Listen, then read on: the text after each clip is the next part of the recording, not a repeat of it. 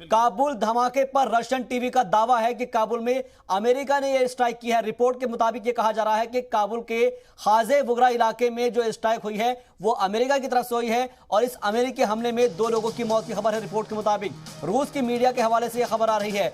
जिस बात को अब्बास मेहदी बता रहे हैं उस बात की तस्दीक इस खबर से मिलती है जिसमें कहा जा रहा है कि काबुल धमाके पर जो रशियन टीवी है उसने यह दावा किया है कि काबुल में अमेरिका की एयर स्ट्राइक हुई है और काबुल के हाजे वुगरा इलाके में जो एयर स्ट्राइक की गई है उसमें अमेरिका का हाथ है। अमेरिका ने जो हमला किया है इस हमले में 2 लोगों की मौत की खबर है। रूस की मीडिया के हवाले से यह जानकारी मिल रही है। यानी कि अभी तक जिसको हम समझने की कोशिश कर रहे थे कि यह हमला तालिबान के ऊपर किया गया है या तालिबान ने किया है या फिर ISIS ने किया है, मगर रशियन टीवी का जो दावा है वो इससे जुदा है। रशियन टीवी के मुताबिक काबुल धमाके पर यह कहा गया है कि अमेरिका की एयर स्ट्राइक है और काबुल के हाजे वुगरा इलाके में जो एयर स्ट्राइक की गई है उसमें 2 लोगों की मौत की खबर मिल पा रही है। रूस की मीडिया के हवाले से जो जानकारी है उसके मुताबिक यह कहा जा रहा है कि यह हमला अमेरिका ने ही किया है। क्या ये मान के चला जाए कि हालात और ज्यादा बेकाबू और ज्यादा कशीदा हो जाएंगे?